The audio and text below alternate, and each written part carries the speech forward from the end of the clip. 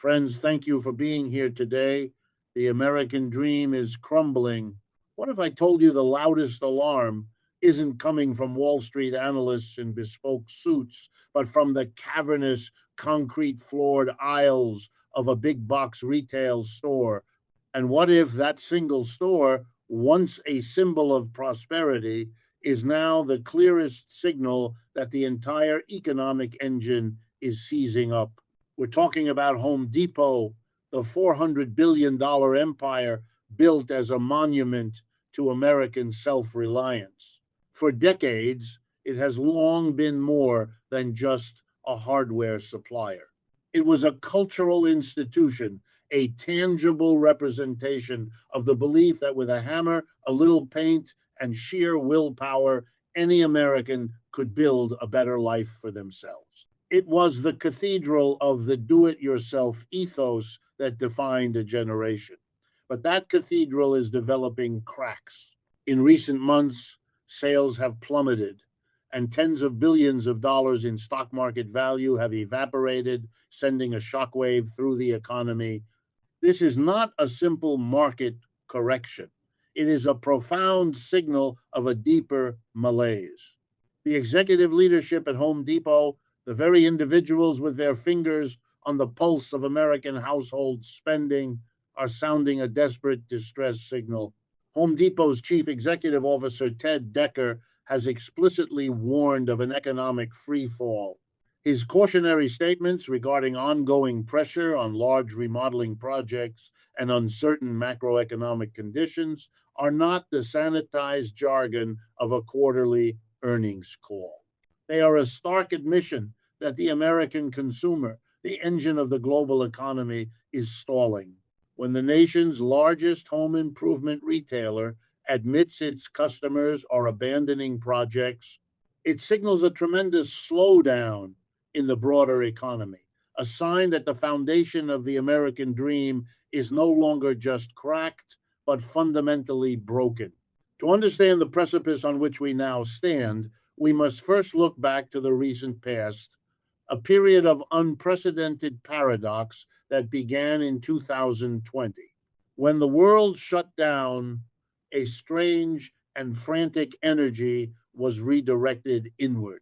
Millions of Americans locked inside their homes began to see not a sanctuary, but a prison of imperfections.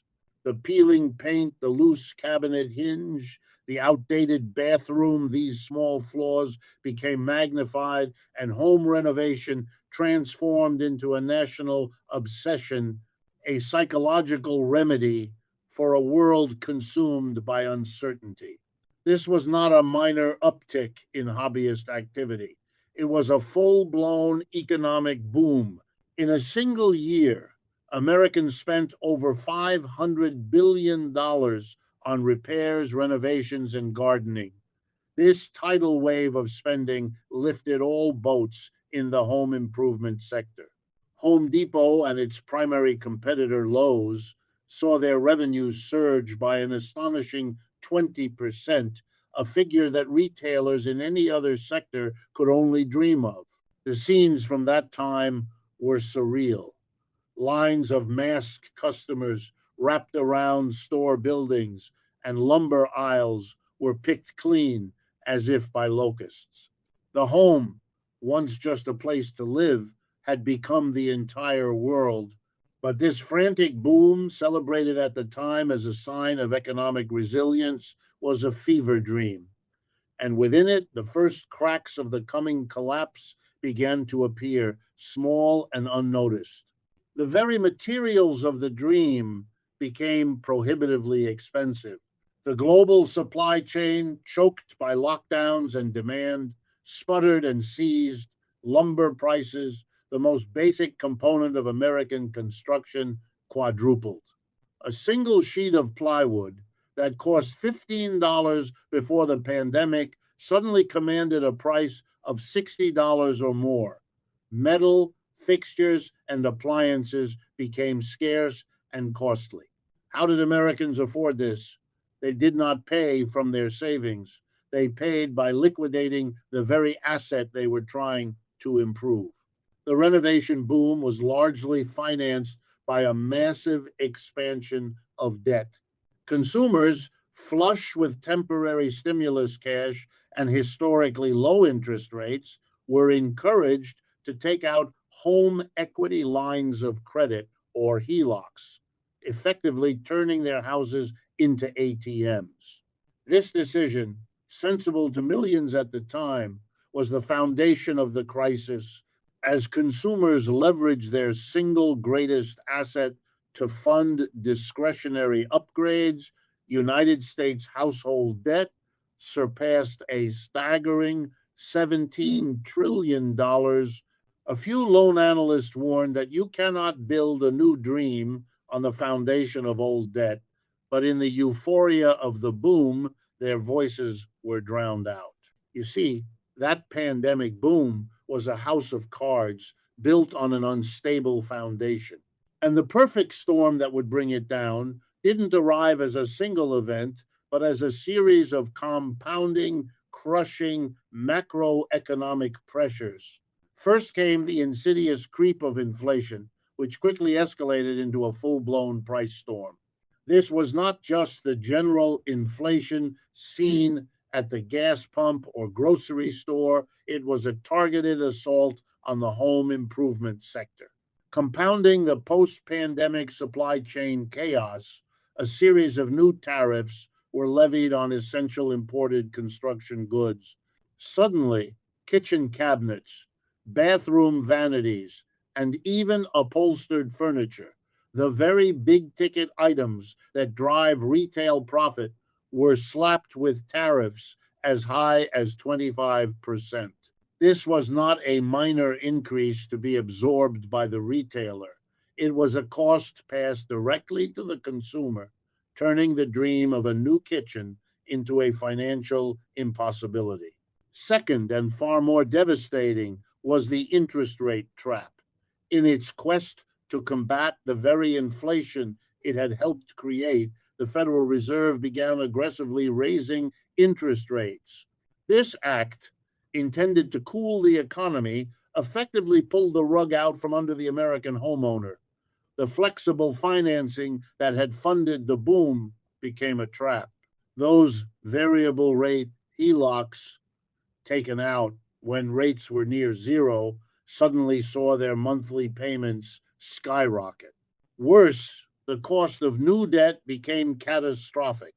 Mortgage rates, which had dipped below 3% during the pandemic, soared to hover near 7%, more than doubling the cost of financing a home.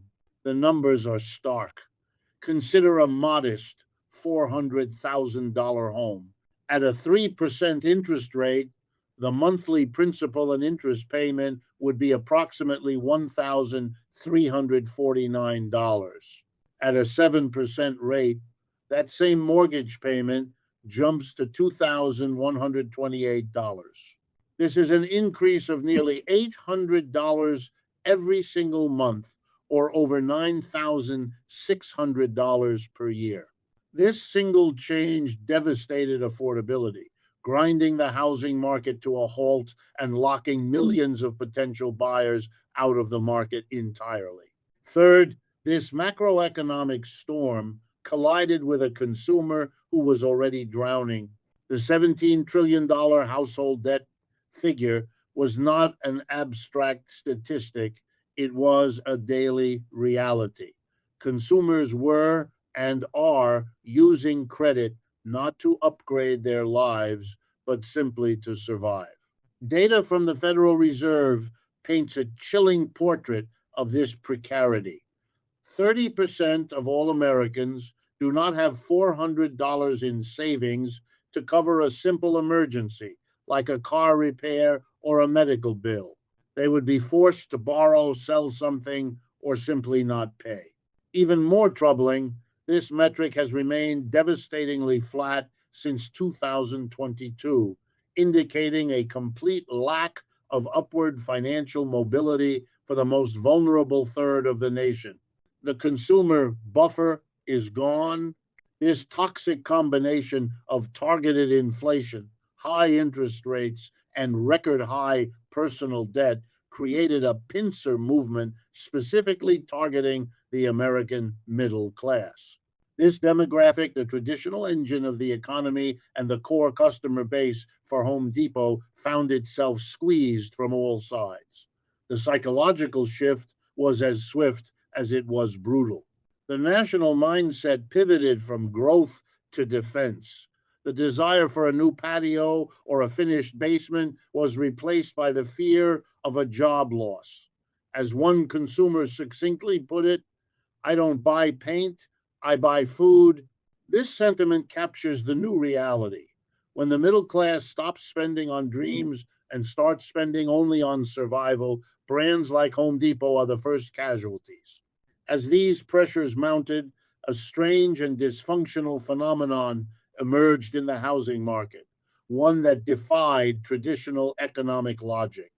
Even as demand plummeted and affordability evaporated, home prices did not crash. In fact, in many areas, they remained stubbornly, artificially high.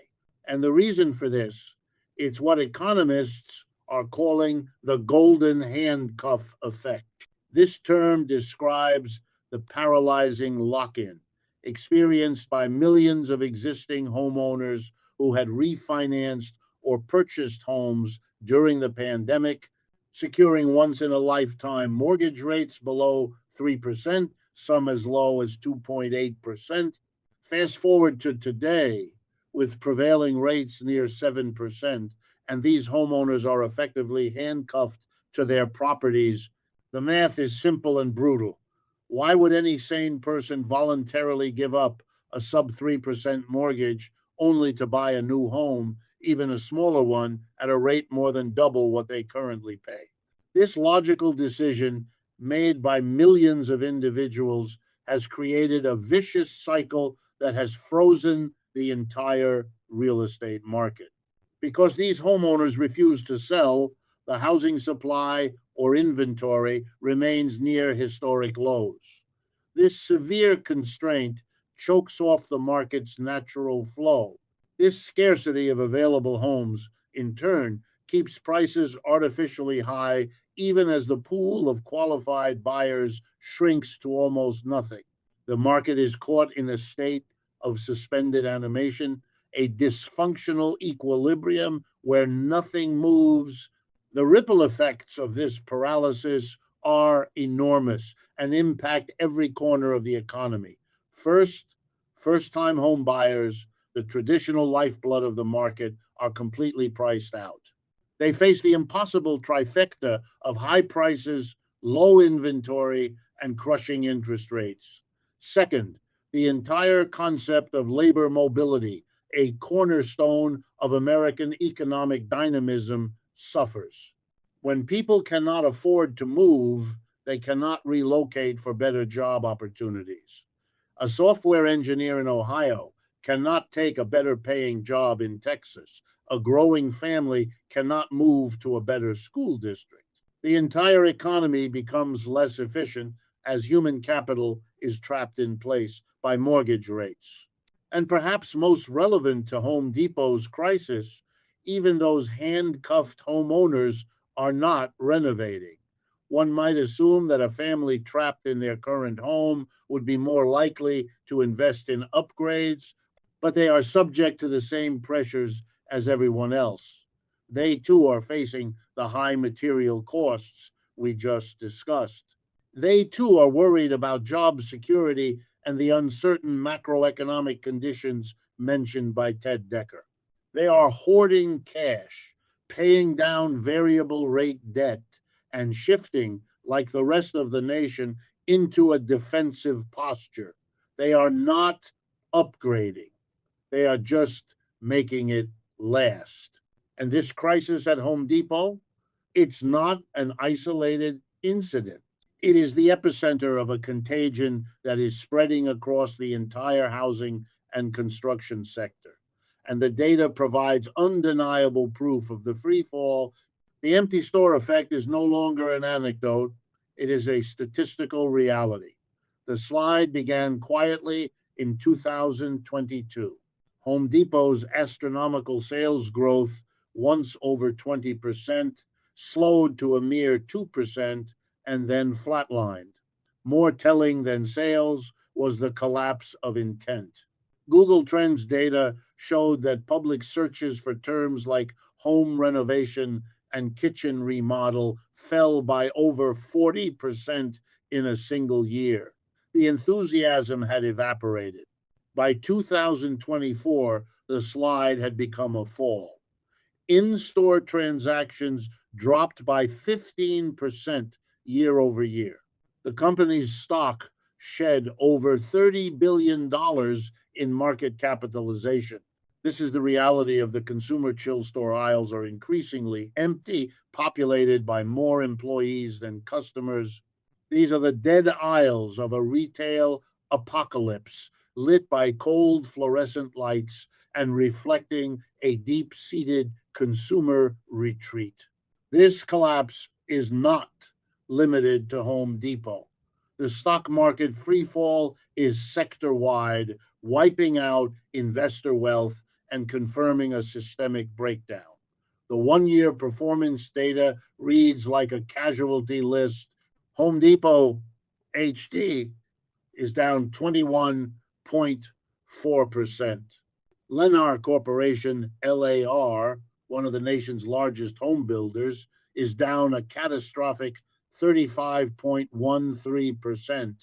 DR Horton, DHI, is down 22.51%.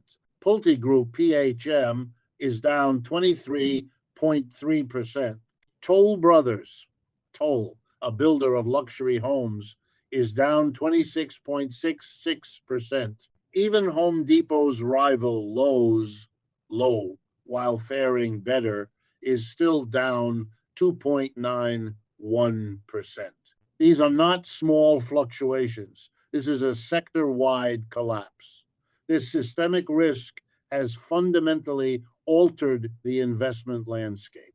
For the fix and flip investor, a staple of reality television, the business model is simply broken. The return on investment, ROI, for renovations has diminished to the vanishing point. With high material and labor costs, remodeling data shows that many major projects, like a kitchen upgrade, now return less than 70 cents on the dollar in home value.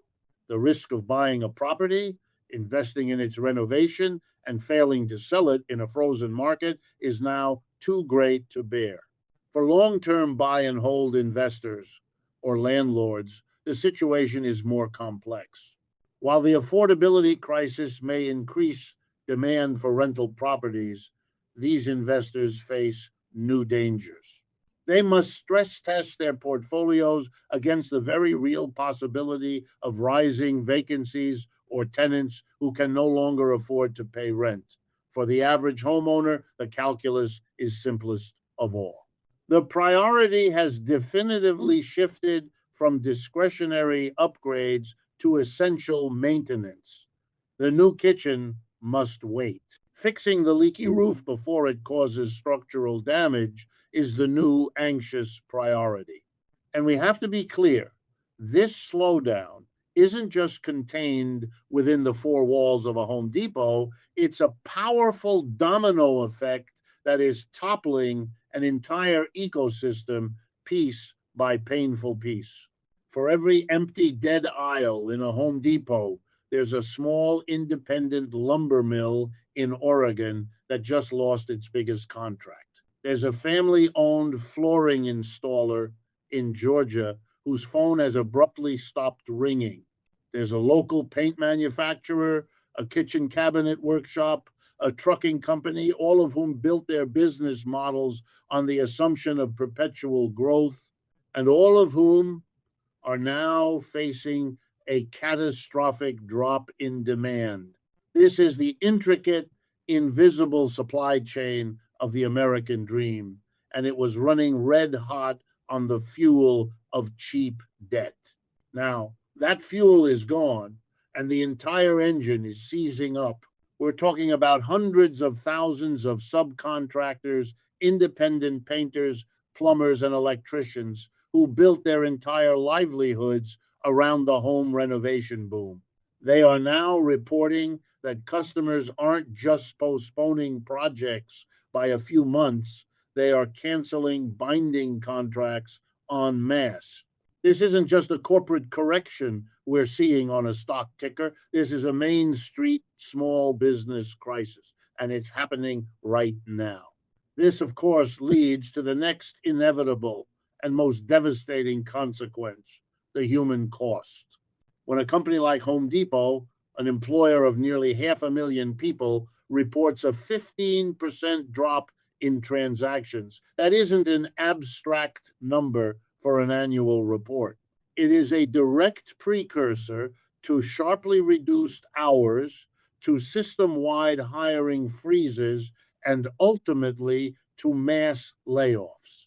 Those employees, the very people in the orange aprons who once represented helpful, can do expertise, are now the first ones to feel the squeeze. And this is where the crisis becomes a terrifying feedback loop. An employee who is worried about their job or who has just seen their hours cut in half is certainly not going to be taking out a home equity loan to remodel their bathroom. That employee is now going to be hoarding every dollar they have. They are cutting subscriptions, canceling gym memberships, and, as one commenter wrote online, driving the oldest car I've ever owned and just praying it holds on. The consumer crisis and the labor crisis are not two separate issues. They are the same story, a snake eating its own tail. But perhaps even more profound than the financial or labor impact is the collapse of the brand's core promise. For decades, Home Depot's slogan was, "You can do it, we can help." It was a brilliant, concise message of empowerment. It sold the belief that you, the average person, could build your own equity, your own beautiful space. But that promise was always contingent on an economy that worked, on the availability of credit, and on the idea that the home was a one way investment. Now, that entire promise feels like a cruel joke. "You can do it" has been replaced with the stark reality of "you can't possibly afford it." "We can help" has been replaced with the cynical offer of a new high interest store credit card. This isn't just a sales slump, it's a fundamental crisis of faith. Customers are no longer walking into that store with enthusiasm and a vision. They are walking in with frustration, with anxiety, and with a deep seated sense of betrayal. They feel that the very system they were told to believe in, invest in your home and it will pay you back, has failed them completely. The house, the supposed cornerstone of American wealth, is no longer a safe haven. It's a money pit, it's a trap, it's a burden. This collective psychological disillusionment is the tinder that ignites the cultural firestorm to come. What's happening here is that this economic unraveling is forcing something deeper than just a recession. It's triggering what many are calling a great consumer reset, a profound cultural shift in the American psyche. This is not just a passive response to hardship, it is an active rebellion against the very system that created the crisis. Americans are beginning to vote with their wallets. The widespread slowdown in spending, seen not just at Home Depot, but in the disappointing sales figures from Amazon Prime Day and the contraction of credit card debt, is not just a sign of weakness. It is a powerful message, a consumer led reset. By consciously choosing essentials over non essentials, the public is sending a clear signal to the economy: we will not participate in this high price, high debt system. We demand lower prices, and until we get them, we will not buy. This economic vote is accompanied by what can only be described as a great consumer detox. The decline is a spiritual retreat from the hollow promises of decades of consumerism. Americans burdened by debt and anxiety are no longer looking for happiness in a new coat of paint or a granite countertop. They are fixing themselves, not their homes. The old mantra of make it better has been replaced by the new sober reality of make it last. This is a retreat from the endless cycle of upgrading and a return to the values of durability and preservation. In the place of consumerism, a new ethos of self sufficiency and simple living is rising. This is the quiet revival of skills our grandparents knew well. Small gardens are reappearing in suburban backyards. People are baking their own bread, mending old clothes, and learning to repair broken appliances. The do it yourself spirit, once co opted by retail giants as a pathway to consumption, is reverting to its original meaning genuine self reliance, and, most importantly, freedom from the debt fueled marketplace. This is a lifestyle defined as less but more meaningful. It is a conscious questioning of the consumer hamster wheel, asking, how much do I really need to live well?